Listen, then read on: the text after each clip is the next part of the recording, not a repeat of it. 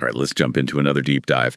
Today, we're looking at the situation in Ukraine. And, it's always changing. We've got some reports, some firsthand stories, and even some interesting ideas about how this whole thing might, actually end peacefully. Yeah, it's a really, it's a mix of information for sure. We see the military stuff, obviously, but also how that's affecting, like, regular people in Ukraine. So first up, Russia took Velika Novasilka, right? Right. They used that pincer move again, didn't they? Yeah, that's it. It's like classic military stuff, They got more people so they can kind of surround and overwhelm the Ukrainians. It's working for them, that's for sure. You see it in how they're moving west. So if Velika Novasilka falls, Yeah. is that like a huge win for Russia? How important is that town? Well, it definitely helps them out, logistically speaking. Moving supplies, troops, that kind of thing. It's easier now. But game changer? Nah, I wouldn't say that. The town itself is pretty small. You can't launch a massive attack from there. Now, Vuhledar that they took back in October, that was a big deal. Ukraine was really defending that hard. And when it fell, it kind of opened the door for Russia to do what they're doing now. I gotcha. And the reports, they would make it seem like the Ukrainians in Velika Novasilka were in a really, really bad spot. Oh, absolutely. I mean, just picture this, right? You're fighting with a river behind you, so it's almost impossible to retreat or get more supplies. And you're outnumbered, and you're depending on, like, drones to bring you basic stuff. Tough situation. One story really stuck with me about Ukrainian troops fighting, like, right in the town, close quarters. Russian infantry were hiding out in buildings, basements, just launching attack after attack, small ones but constant. The Ukrainians were using drones and artillery to fight back. Sounds crazy intense. Oh, yeah. Totally different style of warfare than what we've seen from Russia in the past. But even when they're probably going to have to retreat, the Ukrainians are focused on slowing Russia down. They're inflicting casualties, making them fight for every inch. It's a grind. That's like a war of attrition. Wear the enemy down even as you move back. And speaking of wearing down, there's this problem of desertion in the Ukrainian army. We have the story of Victor, a sniper, he walked away from his unit. Yeah, it's a powerful story. Really tells you what this war is doing to people mentally. This wasn't some guy who was scared. Yeah. He was ready to give everything for his country. Exactly. But he talks about the chaos of the battles, not getting the support he needed, getting injured, and then they basically tell him to go right back out there. It was just too much. He reached his limit. And what happened to him? It's not unique, unfortunately. You see it a lot in other stories. Yeah. Guys are exhausted. They're not getting enough breaks. The orders they get are unrealistic, and they're starting to not trust the people in charge. It all adds up.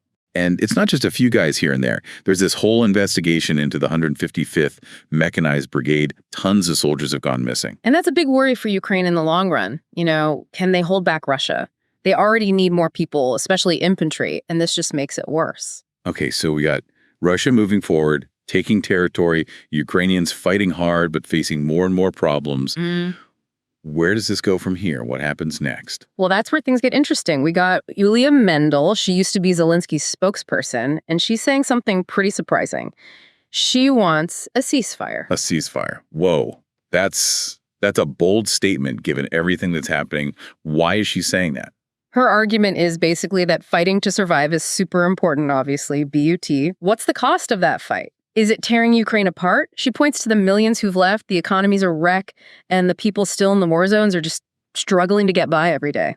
Yeah, she doesn't hold back. She describes life under attack, the constant fear, just trying to stay alive, and this feeling that their whole country is falling apart. And she's saying that a ceasefire, even if it's not perfect, even if it doesn't punish Russia immediately, it might be the only way to save what's left.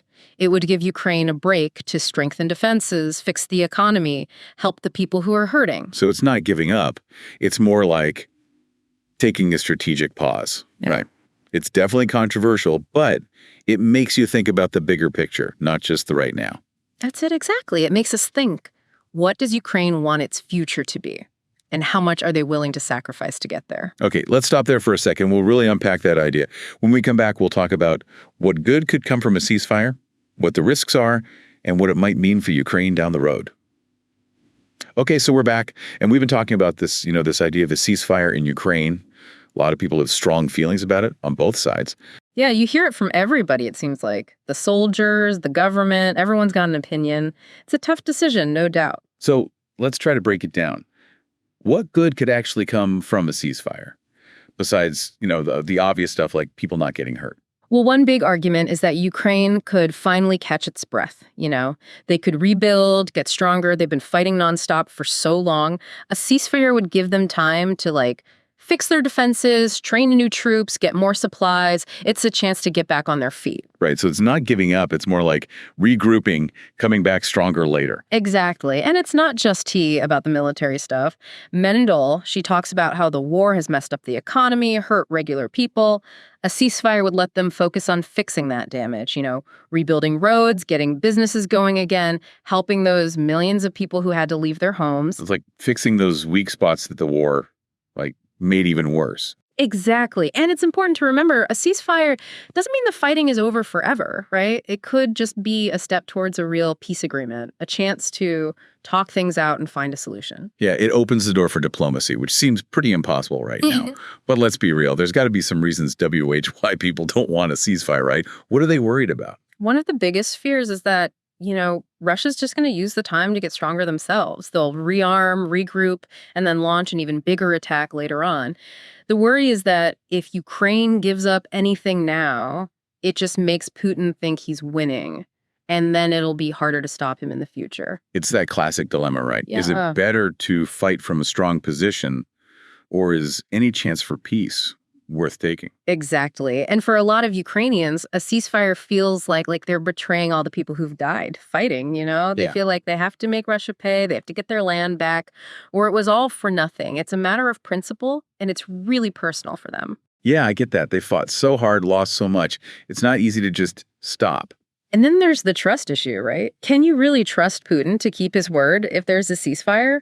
Would he just use it as a trick, take what he's already got and then attack again when everyone's let their guard down? It's a valid concern. It sounds like there's a lot of doubt, a lot of fear about what could happen. There is. And it's important to acknowledge that, to really understand where people are coming from, This isn't an easy decision. There are good points on both sides. So you've got these different forces pulling on everyone, the desire for peace, the need to hold Russia accountable, and then this fear of what they might do next.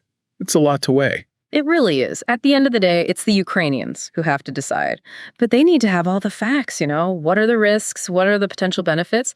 They got to make an informed choice based on what's truly best for their country. It seems like what they need most right now are leaders who can handle all this, the complexity of it all. Leaders who can guide them towards a future that's safe and fair. Absolutely. They need someone who can bring everyone together, find some common ground, and unite the country behind a shared vision. That's a tough job. But if Ukraine wants to not just survive this war, but actually come out stronger on the other side, it seems like that's what they need. It really shows how difficult the situation is, right? They're fighting a war, but they also have to think about what happens after the war. It's a balancing act with really, really high stakes. Okay, so where do we go from here? What are the next steps in this whole discussion? Well, one thing's for sure. They got to keep talking. All sides need to stay in contact, explore the different options, try to find something they can agree on. That means talking to each other within Ukraine too, right? Not just the governments and diplomats, but everyday people. They got to have those tough conversations, figure out the pros and cons, and find a way forward that everyone can get behind. That's it. It has to involve everybody, the soldiers, the civilians, everyone. It's about finding a path that reflects what Ukrainians believe in, what they want for their future. It's about more than just getting their land back. It's about taking control of their destiny. Exactly. And right now, that destiny, it's still hanging in the balance.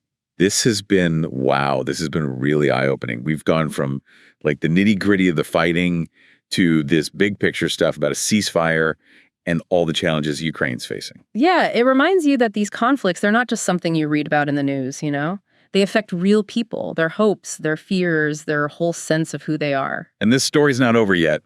Who knows what's going to happen next? But we're definitely going to be watching closely. Any final thoughts as we wrap this up? My final thought is this. Ukraine's in a tough spot. Things are changing all the time, but we can't look away. We got to pay attention, listen to different viewpoints, and never give up hope that peace is possible. That's a powerful message. And I think it's important not just for Ukraine, but for everyone. It's about understanding each other, having empathy, and working together to make the world a more peaceful place. Well said. Thanks for being with us on this deep dive. I hope you found it informative and maybe it got you thinking. We'll be back soon with another topic to explore. Until then, keep asking questions, keep learning, and keep the conversation going. All right, so we've been digging into this situation in Ukraine, looking at the fighting and, these ideas about a ceasefire. We've covered a lot, the battles themselves, but also the bigger picture, what a peace deal could look like. And I think one thing's really clear. It's complicated. There's no easy fix here, no simple answers. Yeah, for sure. We've seen how tough the Ukrainians are, how much they want to defend their country. Yeah. But you also see what this war has done to them. People forced from their homes, the economy's a mess. It affects everyone in different ways, and it's heavy stuff. And the ceasefire thing, it's not just a yes or no question, right? There are good reasons on both sides, and those reasons show you just how tough the choices are that Ukraine's facing. It's like they're trying to juggle a bunch of things at once, keep themselves safe right now, but also build a good future for their country, That's it. Ukrainians got to decide for themselves, ultimately. But it's like they need to really understand what could happen, the good and the bad, with each choice they could make. Yeah, it's bigger than just winning or losing a battle, right? It's about what does Ukraine want to be? And how much are they willing to give up to make that happen? A ceasefire, it could be a chance to fix the problems that this war's made even worse. Rebuild their roads and stuff, get the economy going again, start healing from all the damage. But then there's that worry, what if Russia just uses that time to get stronger? What if they come back even harder later? Yeah, that's a real possibility. Can't ignore that. It shows how important it is to think carefully, strategically about all this. So where does this leave us? What's the big takeaway from our, deep dive into what's happening in Ukraine? I think it's this. Peace isn't just about stopping the fighting. It's about justice. It's about everyone feeling safe. It's about people being able to live with dignity and be free. And to get that kind of peace, you got to talk. You got to be willing to compromise. And everyone needs to agree on what the future should look like. It reminds you that these conflicts, all the stuff we hear about on the news, it has real consequences. It's not just lines on a map, it's people's lives. It's a complicated situation, changing all the time, but we got to keep paying attention, got to try to understand it. Well, this has been honestly really eye-opening. Learned a lot, and I feel like we've just scratched the surface of what's going on over there. Yeah, there's always more to learn, more to think about. Thanks for joining us today as we looked at this, this ever-changing situation in Ukraine. Hope it gave you some insight, some things to ponder. Subscribe to our podcast, which is available on Spotify, Apple Podcast, and YouTube.